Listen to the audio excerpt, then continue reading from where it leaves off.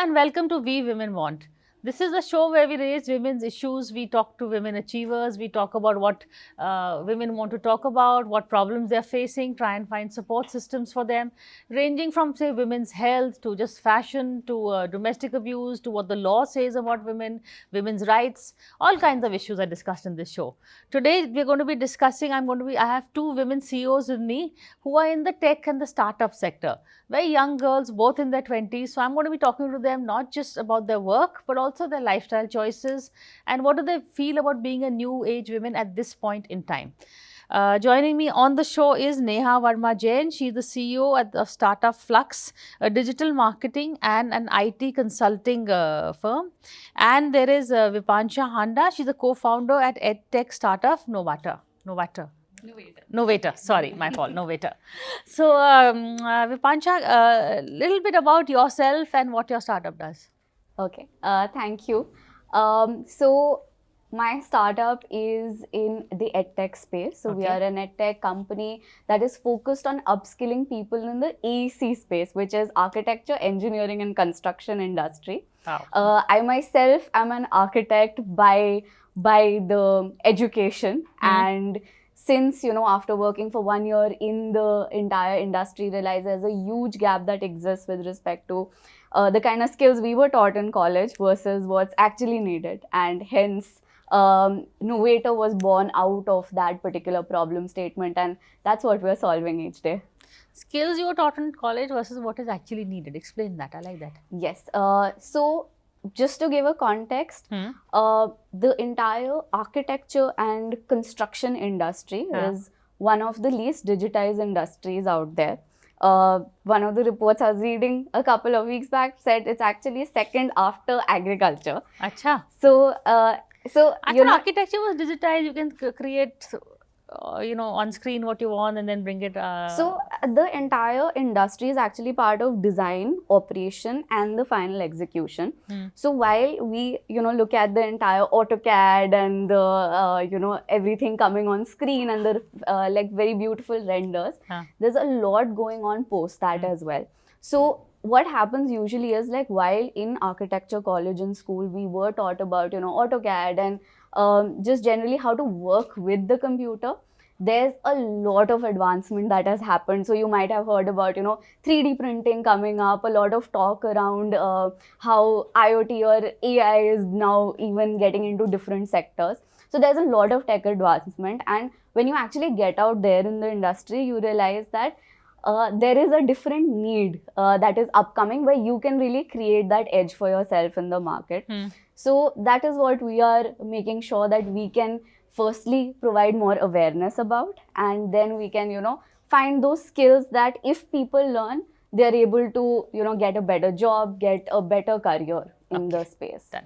Neha, a bit about yourself also and, what your startup does. Okay, so I run this company called as Startup Flux. We are an IT and a digital marketing consulting company.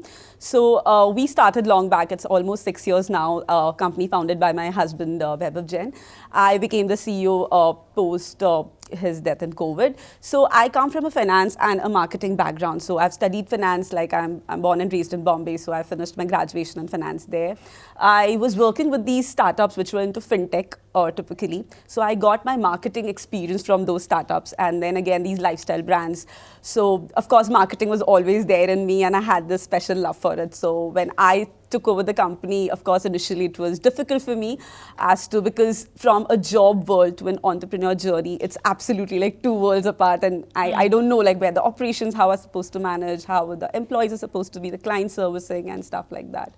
But thankfully that with all the hard work and the knowledge, the experience, the skills that I've also got, we are able to have now like 25 employees and we've served 150 plus clients globally. So we serve B2B, B2C, all kind of clients. So we are called as the McKinsey for SMBs and startups. So not your typical agency, that's not the model. It's more of consulting, partnering with these businesses. Okay. So especially after COVID, now you realize that, the marketing, the demand for marketing, online digital marketing has raised because earlier people were doing these offline stuff, the traditional way of it. So there was no awareness. But to COVID, people wanted to sell their product, their services out there, and wherein we come into picture, helping these even smaller startups and businesses where they were really, really scared of like, okay, maybe there's too much of cost involved in it and stuff like that. But we coming up with our strategy and consulting that, okay, this is the way you're supposed to go about it and grow your business up there. Okay. So you actually, what I liked is the fact is that from working for someone else, you became the boss Yeah. and your own boss. So being a woman boss is something I want to, now just talk to you about that. How do your people take you? Are they take you seriously? Do you have to assert yourself? Do they do men have it easier? I think, okay, First go ahead, please go ahead, Vipakshi. So to be honest, I have definitely through other female co-founders who are part of my network and my very close friends now, I've definitely heard a lot of stories. I would say I have been personally very lucky to firstly So what are the have... stories you've heard? Always those are more interesting. So I mean, definitely in terms of, I think Neha can also share some insights over Yeah, here. yeah, I'm But going to ask her. especially on the funding side, there are spaces wherein you have to again, there is not much representation. There is a sort of also a network which is more oriented on the sort of not on the female side that much. Again, I would say personally, like coming back to my story, because I think I have not experienced that, but coming back to my story, I have been very lucky to have co-founders and a team that is very supportive. We are, just to give a context, we are a bunch, an average age of our company of like 160 people is actually 27. So everyone is very young, very, very open to, being challenged, being questioned, and that goes beyond who is questioning or who is challenging. Okay. So I guess I would be very lucky to be part of this growing society of people. Yeah, so for me, I think initially, like I said, coming from a job world to this being the boss, I think my team was still very happy to accept the female boss for them from a male boss, that okay, now they're shifting and they might have to listen to me. But I think I was very lucky again, like Vipanshi, my team had supported me and they were always there. I think the gender bias was not there, at least for the team. Okay. I think initially I faced a bit of trust issues from my clients for sure, because again, what my husband has kept a reputation and he being the dominant person and stuff. But I did face that initial obstacle. But of course, we have to, as women, have to prove ourselves.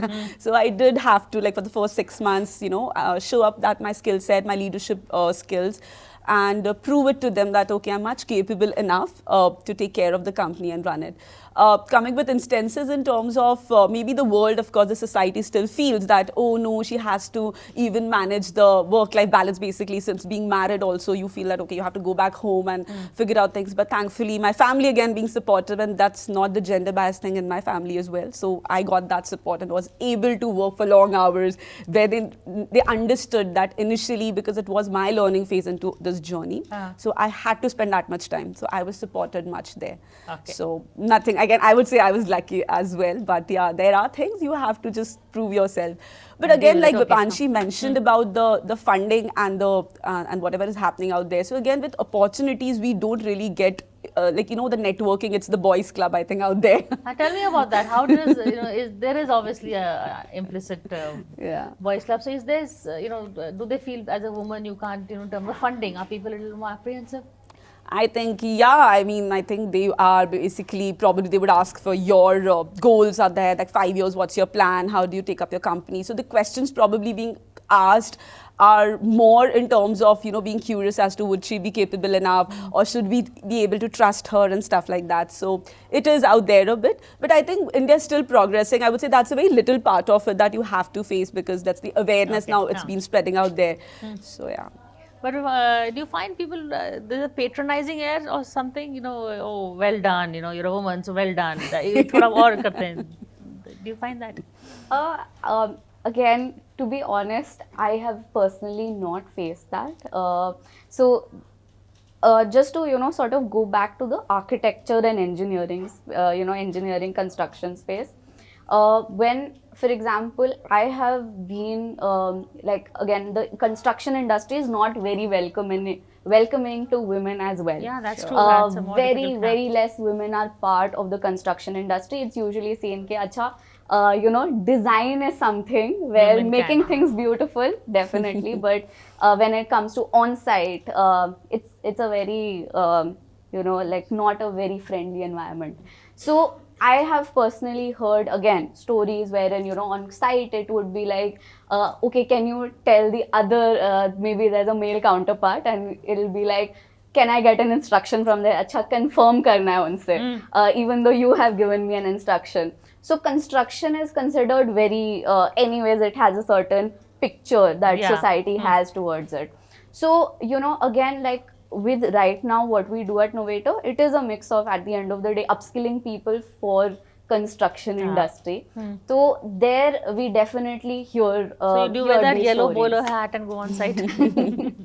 Yeah, see, that's also See, like a yeah. very typical image of how you need to be, and definitely it's part of the safety Yeah. instructions. So you do those things and Also, go. okay. On that. But in terms of society, or yourself also, what goals do you see for yourself? Like, when you're starting out, was career the first thing, or was marriage the first thing, or, Okay. where are you coming from? So again, like I'm not married. My parents also have never, sort of pushed me towards it. My mother, my grandmother, like I come from a really strong line of women. They've both been in education. They've both worked their entire lives. So for me, it was never a question. It was, again, very lucky to be part of that. I understand it's not there for everyone. It was never a question. It was always about, hey, figure out what you want to do. And to be honest, even starting up was not part of, the checklist. plan, Never had a per se checklist. Was very passionate about everything that I'm picking up. Just want to do the best out of that, and started out with architecture. Ended up finding this problem. Now wake up every day to solve for this particular problem, and I see myself doing that definitely, and I Okay. don't think it's a choice. And do you use, it's a startup, so in terms of advertising and all, you're not using the traditional methods. Now are you using social media, Instagram? How do you do that? So we are, of course, now you've heard of all the tech development, the AI is coming into picture. So we have to be really upgraded, because that's the client demand coming from us, that, hey, we don't want the videos to be done in the traditional way. Use ChatGPT, use your AI system. And they're like, okay. So there's also this very important thing where I have been questioned by my clients that probably you can, remove certain resources because you have AI now. Why do you need resources? So that's, again, so much debatable. But I personally feel, and in my organization, that you can't replace your human creativity that's there, right? Even though ChatGPT or any of these AI tools coming into picture, you have to still train them. You have to, make them learn certain things and stuff. So that's what you still need that human, right? And the creativity can't be taken away from them. Of course, that's an additional help that we get. So we do a lot of performance marketing, analytics, data-driven, numbers, and wherein we have to build a strategy for marketing for them. So those methods are new, upgrading every day. We have to be updated in the Google world and the advertising marketing world. But thanks to AI, again, I would say it is an added value, but cannot replace what my typical team is doing. Which platform do you find works best for you in terms of word of mouth advertisement, or just? For me, for generating leads for myself, I think thankfully the work is so wonderful by my team. I'm not just bragging, but it is that we get a lot of references from my existing clients. So that's how we believe in those things. Of course, LinkedIn being another channel if we want to communicate and maybe partner with certain people. For me, but I think LinkedIn is the best channel to do that. Okay.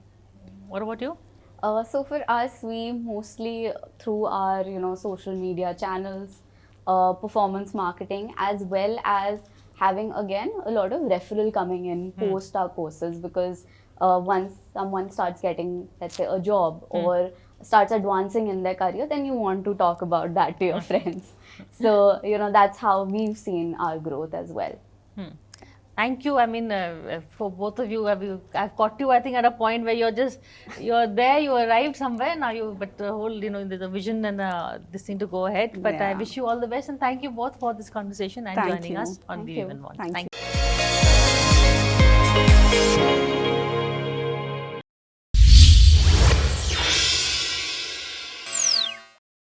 For more such videos, subscribe to the NewsX YouTube channel, hit the bell icon.